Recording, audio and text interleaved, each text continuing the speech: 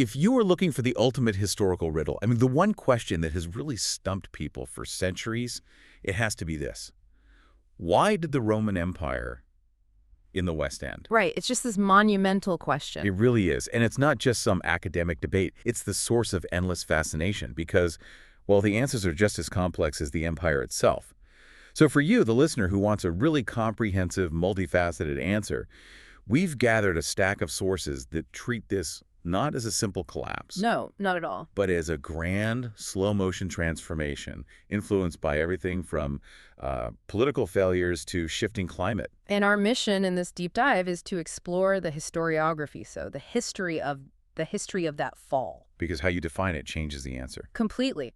The central debate, it pits the idea of a catastrophic, a fall or a collapse. The classic Gibbon view. Exactly. That idea emphasizing external invasion and internal decay. And it pits that against the idea of a transformation into the societies of the Middle Ages. The complexity is it's staggering.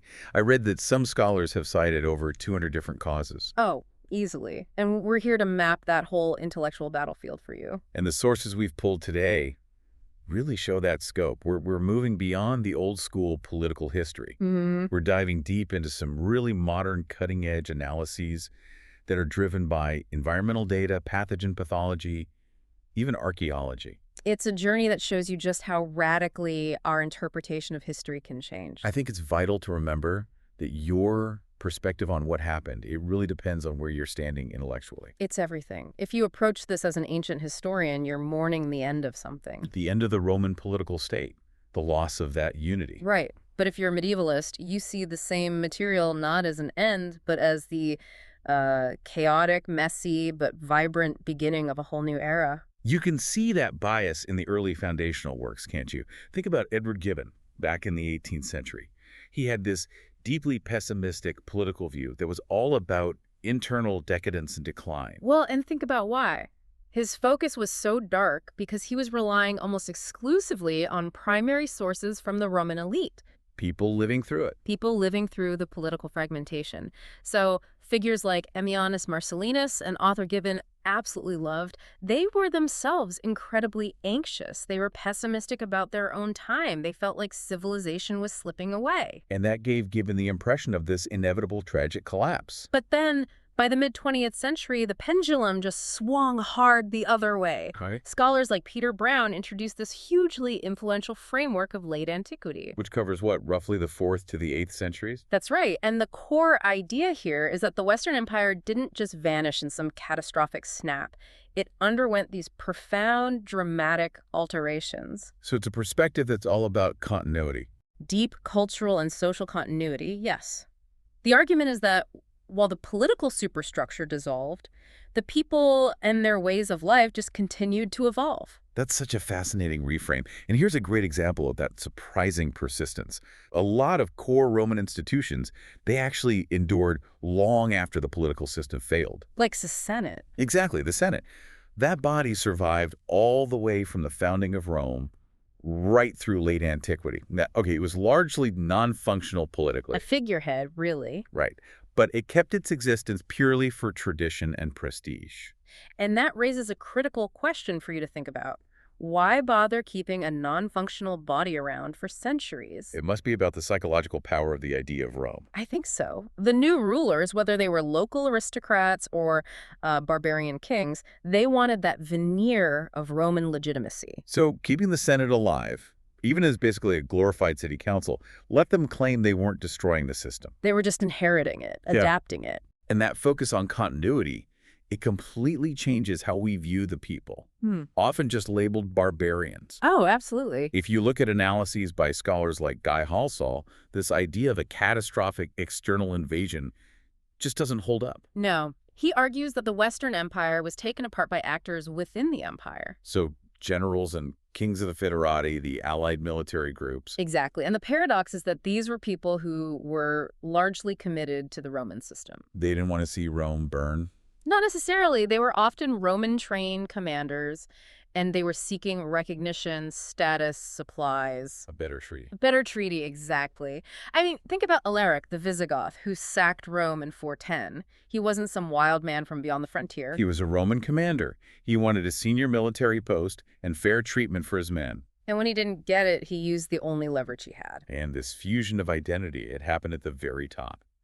Flavius Stilicho, who was maybe the most powerful man in the West in the late 4th century, he was of Vandal origin. Right, but he was entirely Roman. His self-identification, his dress, his command, it wasn't about ethnicity anymore. It became more about political affiliation and culture. And beyond the military, the most profound cultural shift was driven by Christianity. By the 5th century, it had cemented itself as the Roman religion. It was a core marker of Roman identity. Especially for the elites. The administrative and military elite, absolutely. You can even track that shift in the language. The word paganus. Right. It started being used in a really pejorative way to refer to anyone who wasn't Christian. It literally meant country bumpkin. Or villager, yeah.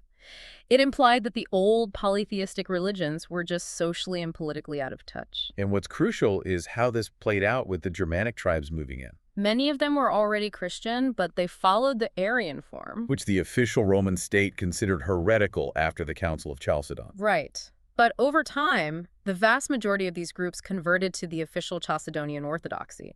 And this wasn't just some minor theological point. It was a political necessity. It was. It was a necessary step to fully adopt the Roman religious identity, to become acceptable to the local populace and the imperial infrastructure. It let them slip right into the existing cultural fabric. We can even see this transformation visually in the art. Yeah. Just compare an early civic portrait of an emperor to something like the portrait of the 4 tetrarchs from around 300 CE. The change is stark. It's incredible. Suddenly, the emperors are stylized, almost blocky. They're in armor, holding swords with these stern, militaristic faces. The old portraiture that emphasized, intellectual or aristocratic virtue is just gone. And that shift reflects a state that is now permanently run by military power, something accelerated by the crisis of the 3rd century. And that takes us neatly from culture to internal stress, because that whole shift was driven by deep structural fragility. We have to talk about the crisis of the 3rd century. 235 to 294 AD. Yeah.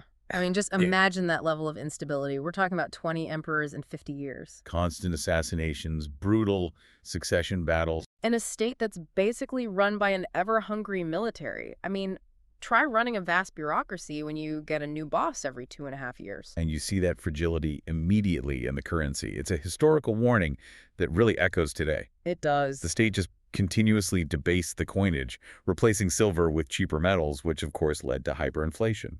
And our sources kind of retrofit that famous analysis from Keynes to this period. That the best way to destroy the system is to debauch the currency. Exactly. Through this continuous arbitrary inflation, the government is effectively confiscating wealth. It erodes all confidence in long-term stability.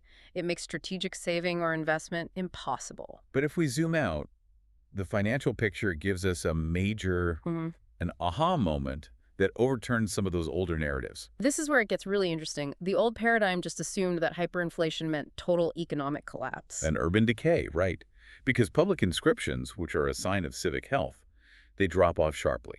They do. But vast archaeological fieldwork has given us a completely different picture. This is the part I find most surprising. What did the dirt actually tell us? Well, scholars found that the 4th century actually saw the period of maximum agricultural activity in the entire Roman period. Maximum. So more than ever before. Total output, the gross imperial product, was likely higher than ever.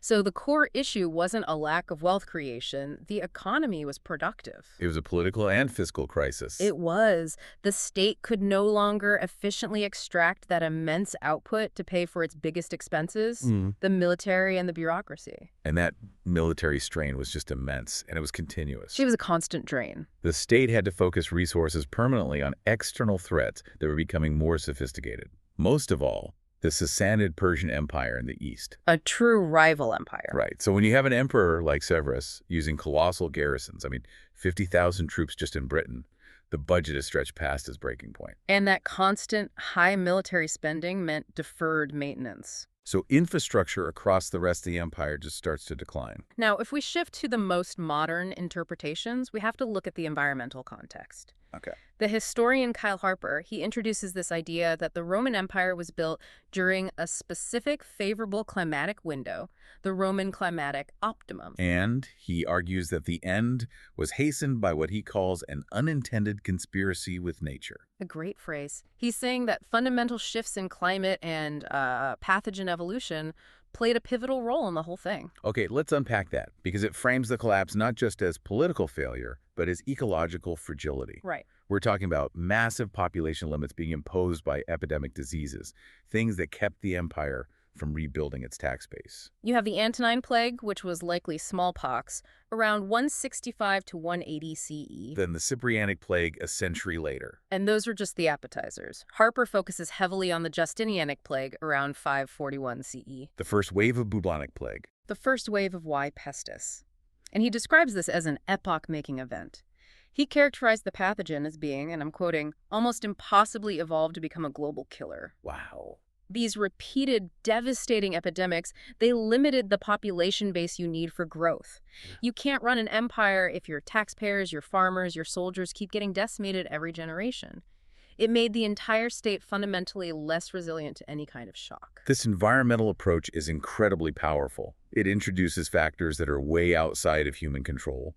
But this new methodology, it's not without its critics, right? And that's important for a deep dive. That's right. Some scholars accuse Harper of using what they call a maximalist portrayal of these events. The critique is methodological.